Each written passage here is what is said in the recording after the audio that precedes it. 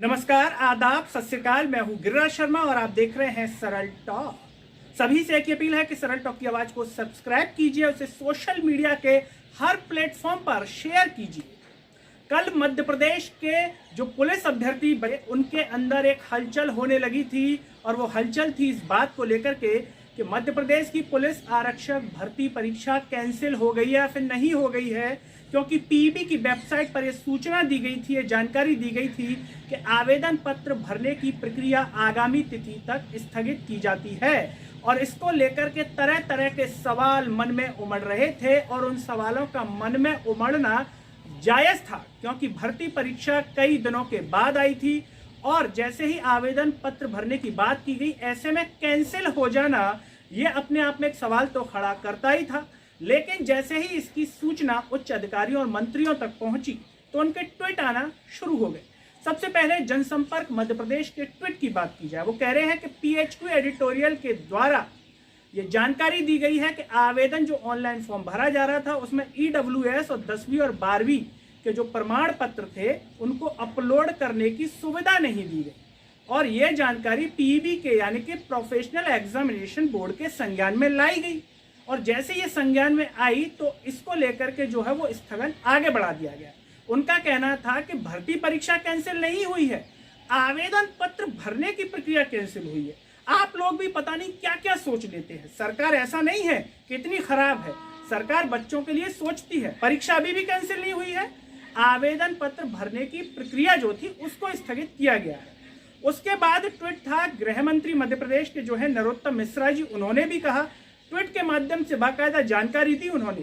हालांकि कई कार्यक्रमों में व्यस्त रहते हैं लेकिन उसके बावजूद बच्चों के लिए ट्वीट के लिए समय निकाला, ये एक अच्छी बात है। और उन्होंने ट्वीट के माध्यम से जानकारी दी कि 4200 जो पुलिस आरक्षक के पद हैं उसकी जो परीक्षा तिथि है वो नियत है, यानी कि 6 मार्च को ही होगी। कांस्टेबल की जो भर्ती परीक्षा वो कैंसिल नहीं की गई है, कैंसिल तो जो है आवेदन पत्र भरने की प्रक्रिया हुई थी। लेकिन जब हमने इन ट्वीटों को देखा और इन खबरों को देखा और ऐसे ही एक अखबार की खबर भी देखी, उसमें भी इसी तरीके से लिखा गया था। लेकिन बात वही आ जाती है कि आखिर अगर ये कैंसिल नहीं हुई, आवेदन पत्र भरने की प्रक्रिया कैंसिल हुई है, तो क्या और भी सारी जो चीजें हैं वो अधिकारियों के संज्ञान में थी या नहीं थी। अब सवाल यह आ जाता है कि जब ऐसा होना था और जब आवेदन पत्र भरने की प्रक्रिया बनाई गई, तारीखें निश्चित की गई होंगी कि 31 दिसंबर से फॉर्म भरने हैं, 14 जनवरी तक ये फॉर्म भरे जाएंगे, तो क्या जो संबंधित अधिकारी थे जो इस पर काम कर रहे थे वो इस सर्दी के मौसम में क्या समोसा और बेड़े ही खा रहे थे? उन्हें जानकारी नहीं थी सॉफ्टवेयर की? क्या वो इससे अनभिज्ञ थे या समोसा और बेड़े ही खाने में इतने मस्त थे? ये सवाल है, क्योंकि आवेदन का आना और फिर तुरंत कैंसिल हो जाना ये सवाल तो खड़े करता ही है। और सवाल इसलिए खड़े करता है कि मध्य प्रदेश के मुखिया शिवराज सिंह चौहान जी जो एक तरीके से अपनी दबंग छवि दिखाते हैं, अधिकारियों को फटकार लगाते हैं, कहते हैं कि अव्यवस्था मुझे बिल्कुल पसंद नहीं है, अगर अव्यवस्था करेंगे तो उनके गुस्से का शिकार होना पड़ सकता है। लेकिन शिक्षा के क्षेत्र में कोई अधिकारी उनके गुस्से का शिकार क्यों नहीं हो रहा है? क्या उन अधिकारियों को संरक्षण है या ऊपर से किसी का आदेश है, किसी तरीके से किया जाए, कुछ भी हो सकता है। लेकिन ये सवाल इसलिए है कि एक तरफ आप मंच से जो है ऐसी छवि दिखाते हैं कि जमीन के अंदर 10 फीट नीचे गाड़ दूंगा, और एक तरीके से इस प्रकार की प्रदेश में अव्यवस्था, क्या ये मजाक नहीं बन रही? क्या ये अन्य राज्यों के लिए मजाक का विषय नहीं है कि देखिए मध्य प्रदेश में क्या हो रहा है? क्या इससे मध्य प्रदेश के मुखिया शिवराज सिंह चौहान जी की छवि धूमिल नहीं हो रही? मध्य प्रदेश जो नए नए आयाम लहराना चाहता है, फहराना चाहता है, ऐसे में सॉफ्टवेयर के कारण इतनी बड़ी गलती, और अगर ये हुई है तो इसके लिए किसको सजा दी गई, किस पर नैतिक जिम्मेदारी थी इस बात की? क्या इसको लेकर के कोई ट्वीट नजर आया जनसंपर्क मध्य प्रदेश पर या गृह मंत्री नरोत्तम मिश्रा जी के यहाँ पर? अगर आपको नजर आया हो इस प्रकार का ट्वीट तो हमें जरूर बताइए, और साथ ही साथ कमेंट में भी बताइए नजर आया या फिर नहीं आया।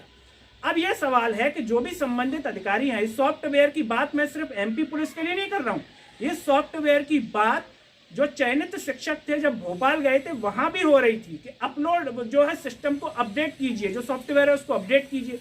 वहां भी एक सॉफ्टवेयर नामक शब्द आया था और यहां भी सॉफ्टवेयर। अब एक सवाल यह आता है कि भर्ती परीक्षा स्थगित नहीं हुई, अच्छी बात है, 6 मार्च को होगी। अब उदाहरण के लिए समझ लीजिए, एक बार के लिए कहते हैं ना समझ लीजिए, आप ये मान लीजिए कि आप भर्ती परीक्षा देने गए, आप पहुंच गए जहां भी आपके सेंटर हैं। जैसे सॉफ्टवेयर ने धोखा दिया, यहां पर धोखा ही तो दिया, धोखा देने के बाद ये घटना सामने आ गई, आप पहुंच गए और सॉफ्टवेयर ने दे दिया धोखा। आपकी परीक्षा क्या कैंसिल हो सकती है? क्या आपको दूसरी तिथि दी जा सकती है आने वाले समय में? ये सवाल हम इसलिए कह रहे हैं क्योंकि जो क्रियाकलाप दिख रहा है, जो चरित्र दिख रहा है इस प्रकार से पीईबी का यहाँ पर, या जो भी संबंधित विभाग है जिसके कारण ये आवेदन भर्ती की जो प्रक्रिया है वो आगे हुई है, क्या किसी ने क्षमा मांगी? आप पहले तो ये सोचिए, क्या किसी ने माफी मांगी इसके लिए? उन्होंने कहा कि हम शर्मिंदा हैं, ये जो हुई है, जैसे आपने नारे सुने होंगे कि हम शर्मिंदा हैं, जो नारे जो राजनीति में बहुत चलते हैं, क्या इसके लिए कोई शर्मिंदा हुआ? क्या संबंधित अधिकारी शर्मिंदा हुए? संबंधित मंत्री शर्मिंदा हुए कि हम शर्मिंदा हैं, ऐसा हो गया? क्या कोई आईएएस जो भी इस विभाग को संभालते होंगे, जो भी इसको देख रहे होंगे, तो शर्मिंदा हुए? आप हमें कमेंट में बताइए। तो अब जैसे आपका एग्जाम फॉर्म भर गया, भरने के बाद अगर सॉफ्टवेयर ने फिर से दगा दे दिया, आप पेपर देने चले गए, या आने वाले समय में जो रिजल्ट आएगा फिर सॉफ्टवेयर ने दगा दे दिया, तो ऐसा माना जाए कि 2021 में भर्ती परीक्षा 2024 तक होगी, 2023 तक होगी? क्या इस प्रकार की जानकारी कोई दी गई है कि ये जो भर्ती परीक्षा हम लेने जा रहे हैं इतने महीनों में समाप्त कर दी जाएगी, इतनी तारीख को रिजल्ट आ जाएगा, इतनी तारीख को भर्ती पूरी हो जाएगी और आपके हाथ में आ जाएगा ज्वाइनिंग लेटर? क्या इस प्रकार की जानकारी मध्य प्रदेश के गृह मंत्री नरोत्तम मिश्रा जी ने, या जो भी इससे संबंधित विभाग है पुलिस भर्ती का, उन्होंने दी है, या मध्य प्रदेश के मुखिया जी ने दी है? क्या ये भी एक जायज मांग है? क्योंकि जिस तरीके से प्रदेश में चयनित शिक्षक बार बार आवाज उठा रहे हैं, उन्हें नहीं मिल रही, तो ऐसे में सवाल ये भी उठ रहा है, क्या पुलिस अभ्यर्थियों के साथ न्याय होगा?